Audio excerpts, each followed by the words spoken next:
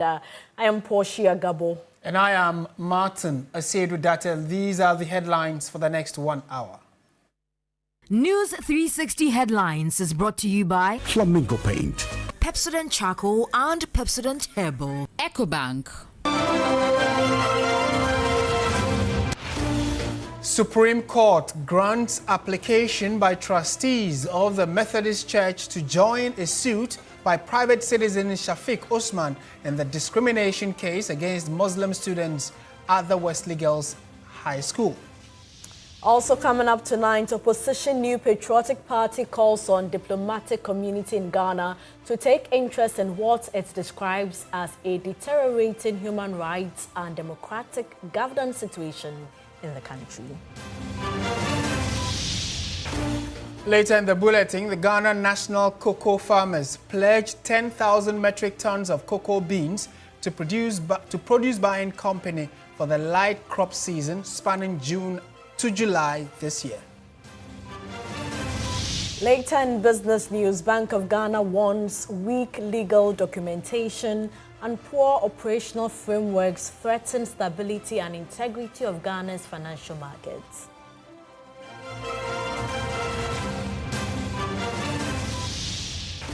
On the international front, transport operators in Kenya suspend their nationwide strike following talks with the government over rising fuel prices.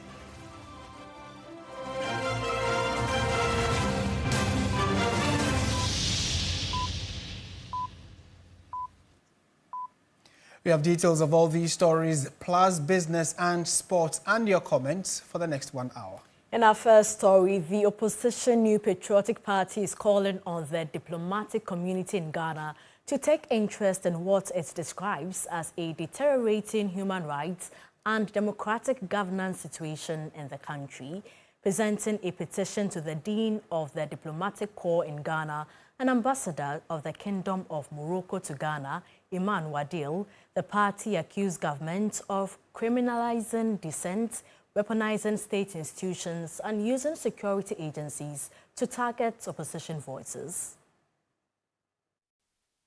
In its petition, the New Patriotic Party accused government of using state security agencies to intimidate political opponents and stifle dissent. The Ghanaian people are increasingly witnessing a deliberate and systematic weaponization of state institutions against political opponents, journalists, social media commentators, and dissenting voices.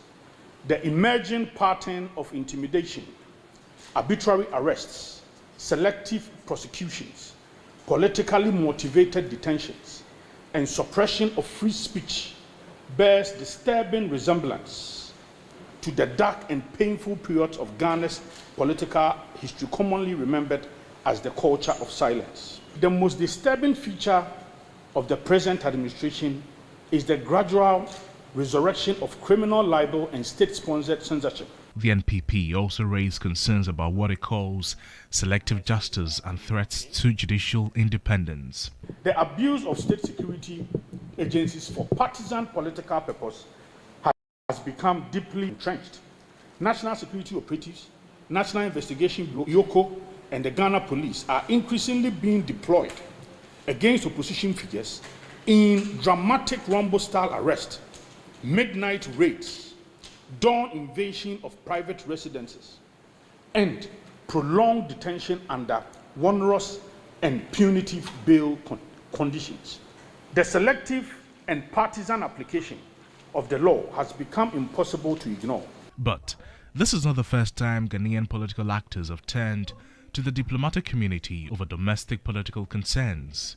Over the years, parties and civic groups have petitioned diplomats on issues ranging from post-election violence and voters registered disputes to press freedom and judicial independence.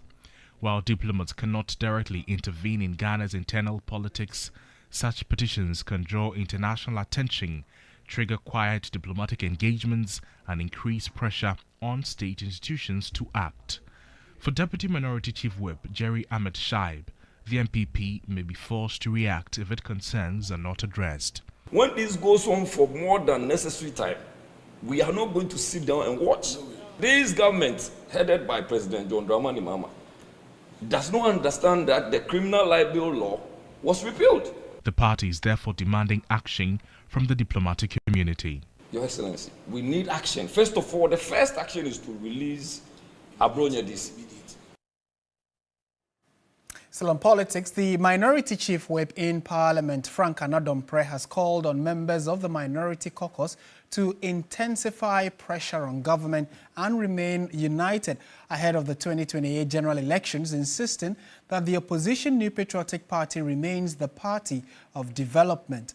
Addressing members of the Minority Caucus during a workshop ahead of Parliament's resumption on Thursday, the 21st of May, Anadompre, the Minority Chief Whip, praised the minority MPs for their resilience and commitment despite their reduced numbers.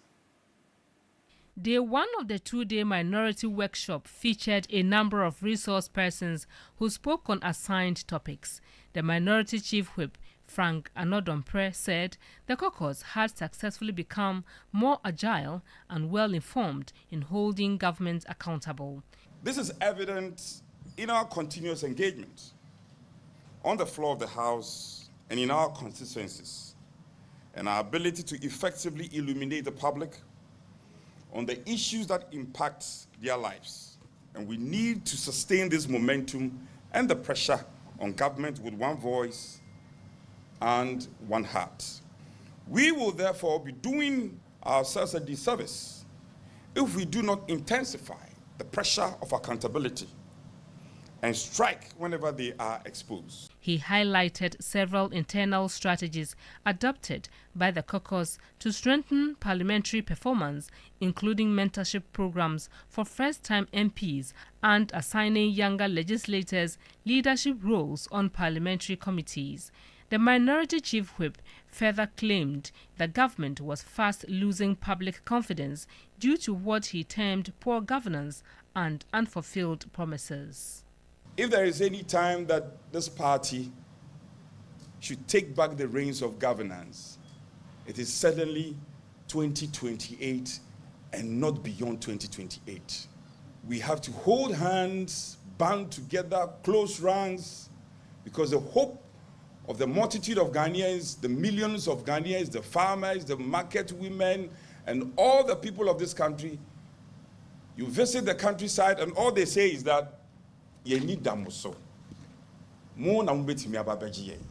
MPP is the party of development. Victory is in our hands, and we cannot afford to let 2028 slip by. In more news tonight, Ghana's ambassador to the United States, Victor Smith, says former Finance Minister Ken Ofori-Atta should return to Ghana and face the legal process, insisting that crime has no expiry date. According to him, the state is following due process, and Ken Ofori-Atta has no reason to fear jail if he has committed no crime. They are following due process. Okay. Just like they are trying to get Abu Trika from Ghana. You're going to follow due process. And we can choose also to use it to leverage. They want somebody who's committed a crime against... Yes. Yeah. And I'm sure you heard recently they picked up a member of parliament. For crimes that they commit, crime has no expiry date. You could be anybody, but if you commit crime in another country and then they get you, they'll take you in. So Ken Ofori-Atta apparently was unwell, so they are now in bail.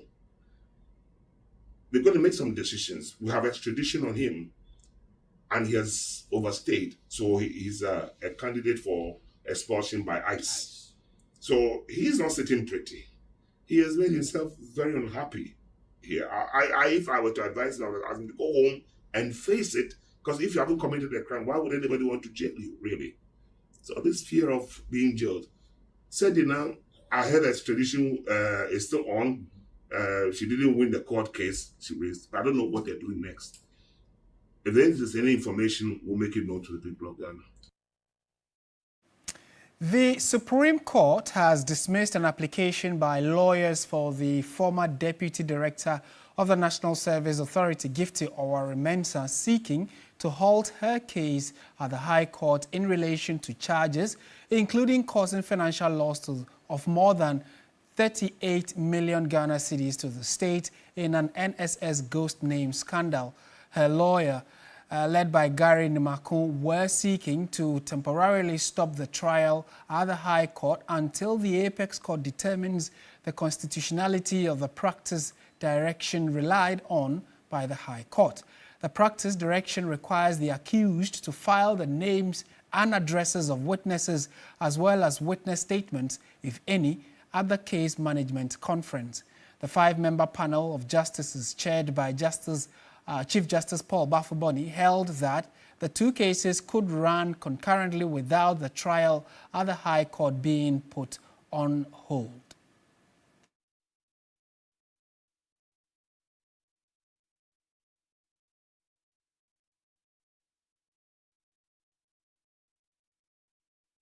Meanwhile, the Supreme Court has admitted an application by 14 civil society organizations to join the ongoing case challenging the constitutionality of the office of the Special Prosecutor. The substantive case filed by a private citizen, Noah Adamte, questions whether some powers exercised by the office of the Special Prosecutor are consistent with provisions of the 1992 Constitution. The civil society organizations seeking to join the case include the Ghana Center for Democratic Development, Transparency International, Imani Africa, One Ghana Movement, the Africa Center for Energy Policy, Star Ghana, Odiko, and Parliamentary Network Africa. Counsel for the applicants, led by Kizito Beyo, in moving the motion for leave to file processes and to be joined to the suit, argued that the civil society organizations played instrumental roles in the establishment of the OSP and can therefore assist the court in determining issues raised in the suit. He intimated that the outcome of the case could have major implications for Ghana's anti-corruption architecture and the broader fight against corruption. Deputy Attorney General Dr. Justice Remsai did not oppose the motion. The 7-member panel of justices chaired by the Chief Justice Paul Bafuboni granted the applicants leave of 14 days to file their processes.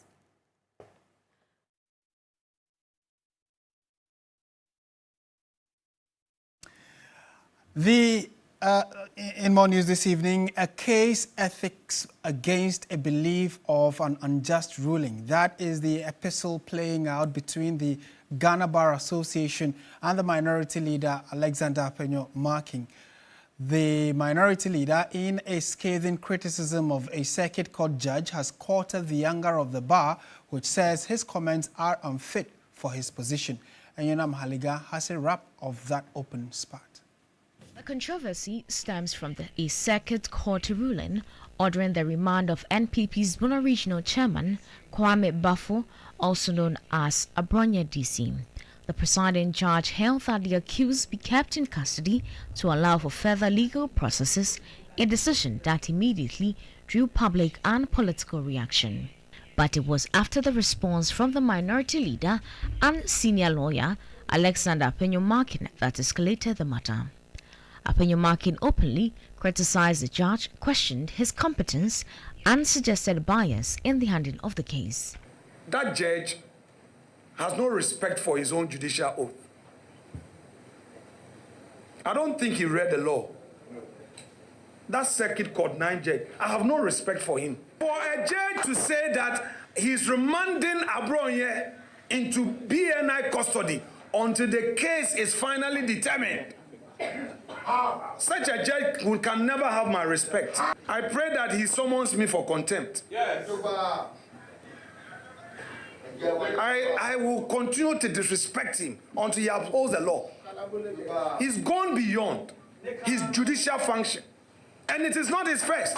It's as if he has been selected purposely to achieve this.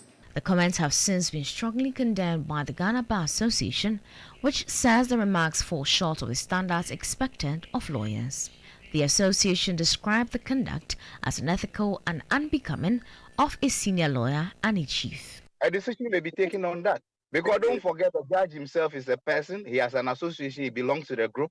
But for me, my disappointment remains the fact that a senior member of the bar who I am told it's a chief who also is minority leader in parliament, who's a lot of young people look up to, would say this is my concern, because we keep saying that standards are falling.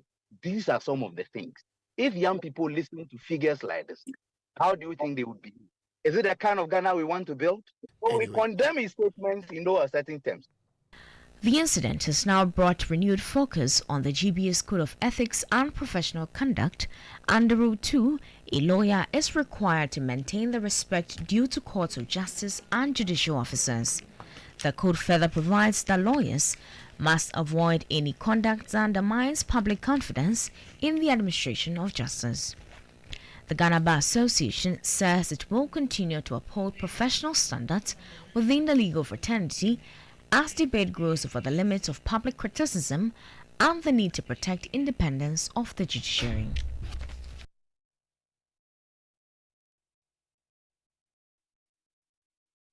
The Ghana National Cocoa Farmers has pledged 10,000 metric tons of cocoa beans to the produce buying company for the light crop season spanning June to July of this year. It follows the signing of an agreement with the produce buying company as part of fulfilling government promise of processing 50% of raw cocoa beans. In February, government announced a major reform in how it handled its cocoa sector. Key among that was a decision to process 50% of its raw beans locally. The produce buying company was tasked with sourcing the raw beans from farmers to processors in a revamp of the ailing sector. After months of stagnation and sourcing challenges, PBC has agreed a partnership with the Ghana National Cocoa Farmers Association to readily take off raw beans from all its association farmers as part of meeting the government objective. The deal, which will see the state-backed license buying company secure some 10,000 metric tons according to the leadership of the farmers, would deal a heavy blow to smuggling. This partnership is expected to contribute significantly to the revival of PVC by strengthening the operational and marketing structure, where rebuilding confidence in this role within the cocoa value chain. We also believe that the collaboration will strengthen the relationship between cocoa farmers and the other buying agencies, particularly PVC.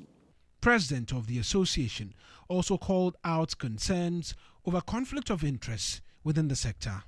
When you go to the regulator, most of their key personnel own the LBCs. The money that goes to the sector or pay we farmers, it goes through them. So, for instance, if he receives the money, do you think other partners, other LBCs will get it? No.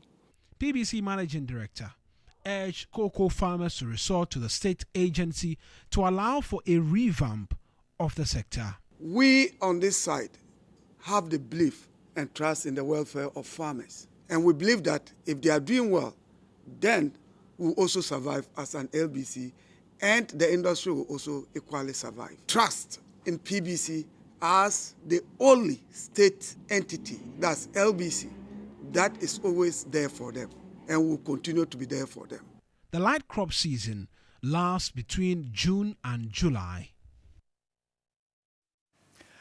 The Supreme Court has granted an application by the trustee of the Methodist Church to join the suit by private citizen Shafiq Osman in the suit regarding the discrimination against Muslim students at the Wesley Girls High School. The plaintiff, Shafiq Kwabena Osman, filed the suit on December 23, 2024 against the Ministry of Education and Wesley Girls, alleging violations of the constitutional rights of Muslim female students. Lord Eduasare reports. Shafiq Osman is challenging what he describes as restrictions imposed by the Wesley Girls High School on Muslim students, including prohibitions on wearing the hijab, observing the Ramadan fast, and practicing other aspects of their faith. He argues that such measures infringe on constitutionally guaranteed religious freedoms. He is therefore invoking the original jurisdiction of the Supreme Court under Articles 21B and 131A of the 1992 Constitution. In court on Tuesday, May 19, Lawyers of the trustees of the Methodist Church of Ghana moved an application to join the suit against the Wesley Girls High School as fourth defendants in the case. Lead counsel George Ankoma Mensah indicated to the court that the outcome of the suit filed by Shafiq would have a ripple effect on the Methodist Church of Ghana, who are owners of the school. But lawyer for Shafiq Osman, Abdulaziz Gomda, opposed the application, arguing that it was an attempt by the applicants to rehash a matter which had already been dealt with by the Apex Court. Deputy Attorney General Dr. Justice Fremsai was, however, of the view that the trustees be added to the suit. He explained that the school is owned by the church but publicly managed, hence they ought to be party to the case. The 7-member panel of justices admitted the applicants as defendants in the suit and directed them to file processes. Lawyer for the plaintiff, Abdulaziz Gomda, reacted to the decision of the court. Even if the whole Ghana joins the suit, it doesn't still take away the argument with me. So we look forward to traveling to the substantive merits. Our hope is that this will be the last time some of these interlocutory applications will come, because we are hoping for an expeditious trial. And to have these applications keep coming it delays the matter. And those allegations with complaint are still being committed against innocent students. So it is better for the case to travel fast. Lodi Dasari, TV3 News, Accra. Away from the courts, the Ghana Armed Forces, as part of Exercise Storm Shield, has conducted a cordon and search operation in Boku General area. The operation, which aims to restore peace, led to the arrest of 3 persons and the retrieval of ammunition. A report by Castro Senyala. The cordon and search operation was part of the Ghana Armed Forces exercise Storm Shield, which commenced last week to improve the military's readiness and strengthen organizational resilience in responding to modern security threats. The operation saw the deployment of troops to various locations within the Boko General area in search of weapons. Colonel John Quatin is the Northern Command Operations Officer. Incidentally, when we started the exercise, in some of the areas that we searched, we came by very good exhibits. Our searchers were able to retrieve some live rounds and some expanded cartridges and even some locally made weapon clubs that are dangerous for human being to be holding. And we have given them to the police. As you can see, we are just behind the police station. We have given the suspect and the exhibit we retrieved to the police. And this has given us indication of what needs to be done in the areas. Colonel Quatin said the military will continue to carry out cordon and search operations in the Boko General area to retrieve arms in the hands of civilians. We are going to sustain the cordon and search and unannounced and then intermittently. I want to use this opportunity to appeal to the locals to bear with us. We know that it's not every local that is happy with what is going on, but such operations will create inconvenience to everybody. So those who are not party to the hostilities and will be affected by our operations, I want to take the opportunity to appeal to them to bear with us whilst we try to use the opportunity to take out the bad nuts. The Boko General area in the past 2 weeks has experienced absolute calm. The armed forces says it will continue its peace-building efforts. Now, the graduates of the School of Hygiene are demanding the immediate closure of all 3 institutions in Accra, Ho, and Tamale following the delay in postings of all batches since 2021. Licensed by the Allied Health Professions Council, the environmental health officers and assistants lament that they have been surviving on benevolence of family and friends. George Quinning reports. The graduates lamented that since 2021, none of the batches from the schools of hygiene have been posted. They say they've staged several protests to press home their demands, but to no avail. This marks the 4th protest at the premises of the Ministry of Local Government, Chieftaincy and Religious Affairs as they call on government to intervene. The graduates say they become a burden on family members and friends on whose benevolence they currently survive. It's like 6 years now, no posting for us. So we want them to post us. If not that, they should cancel the school. They shouldn't do any admission again. They should cancel it. That means we will know that the school is not no more.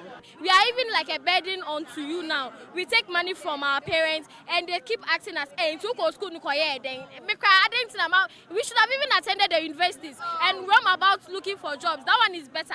But they give us hope, making us believe that after training, you'll be out with employment. This is our fourth time doing this demonstration. We've been speaking with you people for so many years.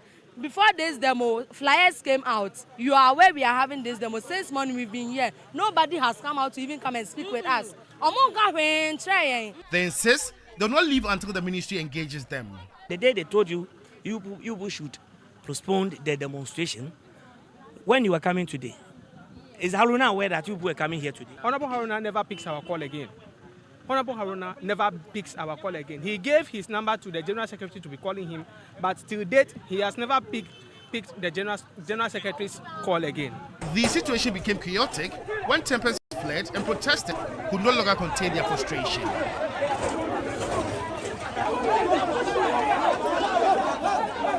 At a time when government is championing sanitation initiatives, the graduates of the schools of hygiene say their deployment would be critical to achieving its vision for the sector. George Quenin, TV3 News, Ministries, Accra. In more news tonight, Daman Gold Mine has for the second consecutive time delivered 100% of its gold production to the Ghana Gold Board in support of government's gold purchase and value retention policy. The latest consignment, presented at a brief ceremony in Accra, amounted to 121 kilograms of gold, equivalent to about 3,400 ounces, surpassing the previous delivery of 103 kilograms. The technical director of Gold Board, Michelle Akon, commended the management of the mine and its parent company for demonstrating confidence in the national policy, which he said encourages large-scale mining firms to supply between 20 and 30% of their gold production to the state. This is the second time the Daman Gold Mine is delivering its gold to Gold Board. 100%. This one will help us to retain value for our gold produce for the country. Receiving today is 121 kilograms, which is about 3,400 ounces. He urged other mining companies operating in the country to emulate Daman's example to help the country retain more value from its mineral resources. The lawyer for Daman Gold Mine, Bobby Banson, said the decision to supply the entire gold output to Gold Board reflects the company's commitment to national development. For those that thought that what we did last time was a 9-day wonder, this is just further evidence of the commitment of the mine wholly owned by a Ghanaian to support the Ghanaian economy. Like he said, if all other large-scale mine companies would think of the Ghana's interests first above personal profits, the economy would, in the long term, be sustainable and for the benefit of every person, not one or two. Bobby Banson added that the Mangman will continue to offer Gold Board first refusal on future gold production, provided the institution has the financial capacity to purchase it.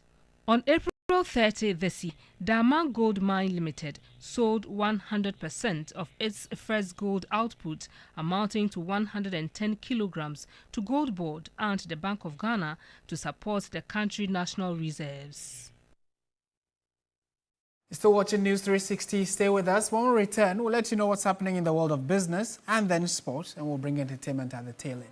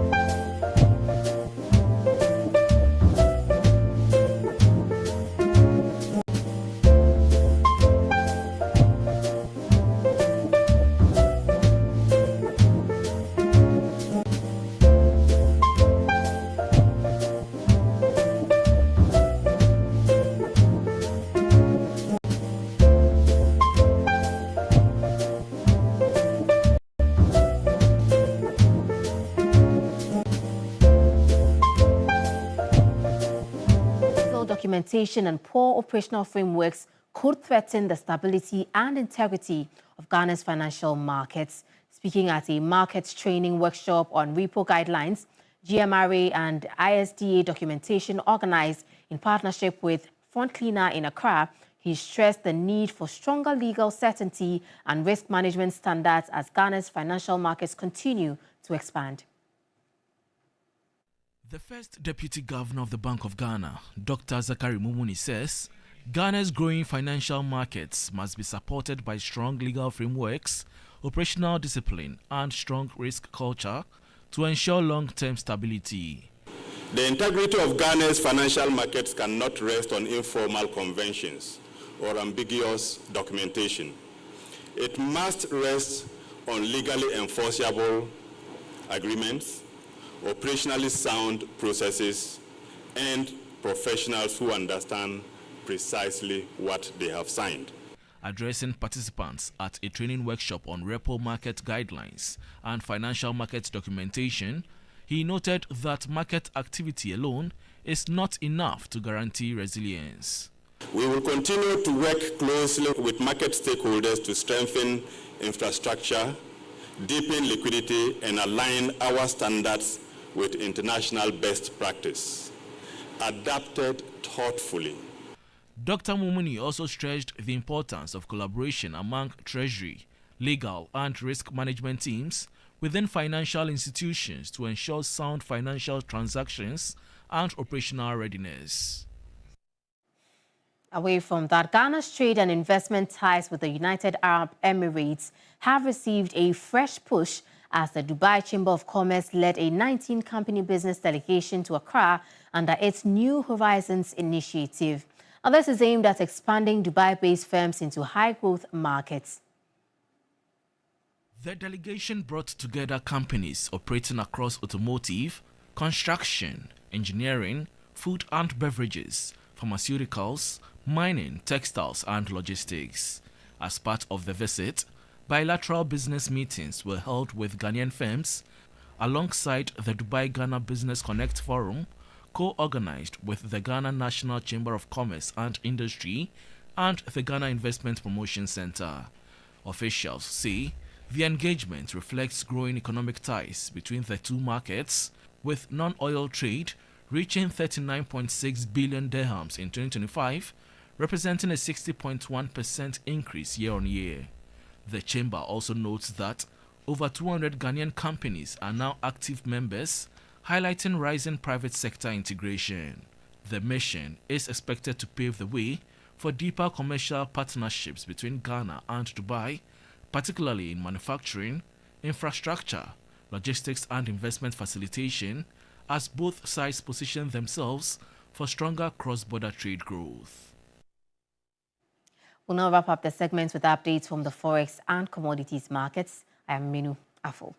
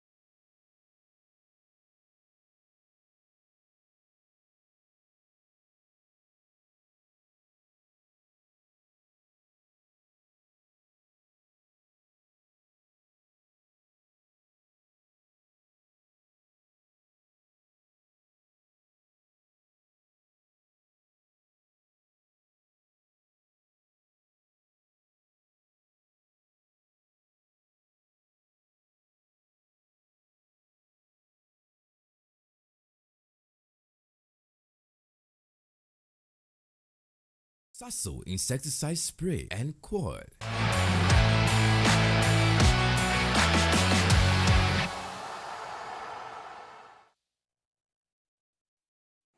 Hello, good evening, and welcome to the sports segment here on News 360 with me, Oreku Ampofo. Ghana have been pitted in Group C of the 2027 Africa Cup of Nations qualifiers alongside Somalia, Gambia, and Ivory Coast in what many have described as the group of death for the qualifiers. My colleague Billy Shen provides more details in the following report.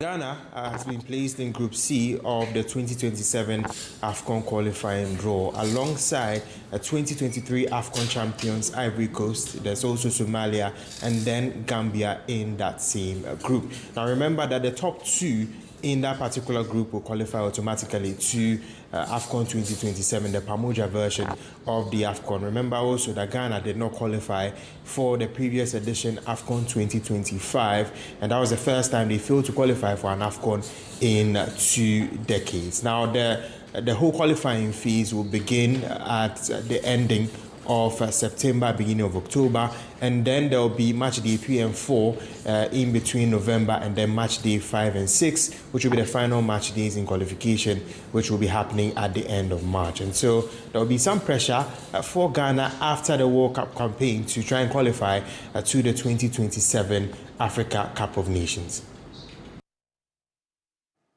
Now to the World Cup, which is just 23 days away, and the Minister for Sports and Recreation, Kofi Adams, has vowed to avoid past mistakes at the Mundial, citing past tournaments as case studies. Now, he stressed the importance of accountability and efficient organization while addressing the media earlier on Tuesday. Some of the things we are trying to avoid, we don't want to repeat them. For example, the oversight committee or the ministry is not going to contract any caterer to cook for anybody. Anyone who says she is a good chef, she is a good cook, or he's a good cook, when you know where Ghanaians will be staying, go there, go through processes, cook your food. If it's good, if it tastes well, the quantity is good, the Ghanaian fans will go and buy your food. We are avoiding many of the areas, player benefits and the rest. We want to do it and do it more earlier, much earlier than maybe is being done, to make sure that all these things don't generate any unnecessary situation. To some more here, we're following a disappointing outing at the 2026 African Athletics Championships, where Joseph Paul Amwa missed out on medals in the individual 100-meter and 200-meter events. Ghana's team captain Amwa has set his sights on glory in the upcoming Commonwealth Games, which is slated to take place from July 23 to August 2 later this year. I'm always looking to do better. So it was bronze last time. I'm not going to set any expectation for myself. I just go into every race trying to execute and try to make just go round by round. If you don't get to the finals, you can't win a medal. Yeah. So I always go into every competition, try to take it one round at a time. And I still don't know what event I'm going to run. I don't know if I'll run the 100 or the 200, but we'll see how training goes. We'll see what coach comes up with, and then when we get there, we'll see what event we'll run. It might be the 100, it might be the 2. I don't think it's going to be both because I'm already felt. You're not going to try that again. I don't think I want to try that again. I always go out there and try to have fun with it while I was trying to win some medals. So it will be another opportunity to go out there and showcase my talent. Before we go, EFL side Southampton have been thrown out of the playoffs final after admitting they spied on 3 clubs in the championship season. Middlesbrough have been reinstated and will now face Hull City for a place in the Premier League. The EFL charged the Saints with watching training sessions involving Oxford United, Ipswich Town, in addition to filming Middlesbrough as they prepared for the first leg of their playoff semi-final on May 7.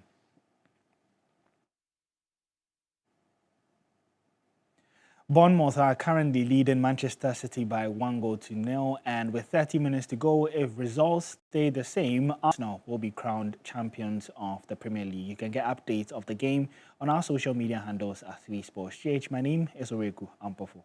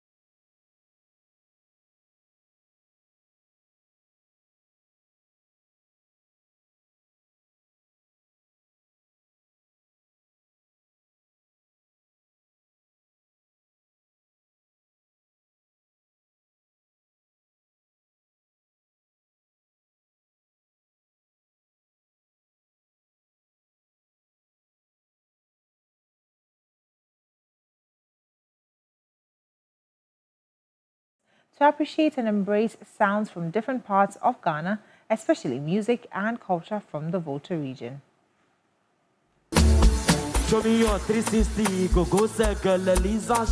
Fast-rising Ghanaian artist Morganero has finally opened up about opportunities and significance of winning the 2026 TGMA Unsung Artist of the Year award. According to the talented musician, the victory represents more than just a personal achievement, describing it as a symbol of hope and breakthrough for many upcoming artists in the Volta region. You call it unsung, but I call it hope. Another chapter that we have been able to unlock, you understand?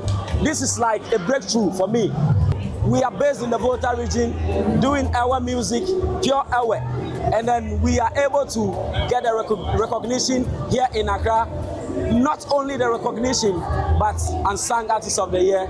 It's a blessing, bro. Speaking to 3 Entertainment's Naftali Bar, the artist explained that the recognition has proven that musicians from the Volta region can gain national attention while staying true to their cultural identity and musical roots. Morganero further emphasized that despite the growing fame and opportunities, he has no intentions of changing his musical style or abandoning his native language to fit mainstream expectations. He also encouraged music lovers to appreciate and embrace sounds from different parts of Ghana, especially music from the Volta region. This is who we are. We have to be like this. You get me? Yes, you have to understand us and then start to listen to Volta music. You understand? I'm not going to change my style for you.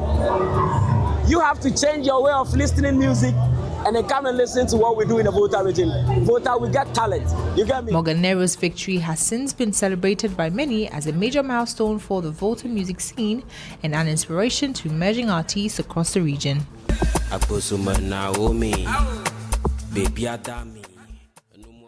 And on to some more stories. Amazon's search for the next James Bond is officially underway, putting one of Hollywood's most iconic franchises at a major turning point. Now, for more than 60 years, the Bond films were controlled by Eon Productions and Broccoli family. That changed when Barbara Broccoli sold creative control to Amazon MGM Studios, handing the future of the 007 to tech giant better known for retail and cloud computing than filmmaking. The last Bond film, No Time to Die, ended Daniel Craig's era 5 years ago, and Amazon has now confirmed that the next installment will be directed by Dennis, an outstanding choice given his success with rival Sicario and Dune. The bigger question is casting. Reports suggest Amazon wants a younger Bond with names like Tom Francis, Aaron Taylor-Johnson and Jacob Elordi rumored to be in contention. For Amazon, the stakes are enormous. A strong casting choice could set up another decade of successful Bond films. A bad one could send the franchise down the same path as other mishandled Hollywood properties that lost audience interest over time. Well, that'll be it for the Entertainment News segment here on News 360. My name is Noella Donko. On the international front, transport operators in Kenya have suspended their nationwide strike following talks with government over rising fuel prices. The operators say the suspension will remain in place until next Tuesday to allow for further negotiations with government. The move comes after the nationwide strike, which brought the capital Nairobi and other cities to a standstill and entered its second day on Tuesday. At least 4 people were killed and 30 injured in Monday's protests, with more than 700 arrested nationwide, that's according to authorities.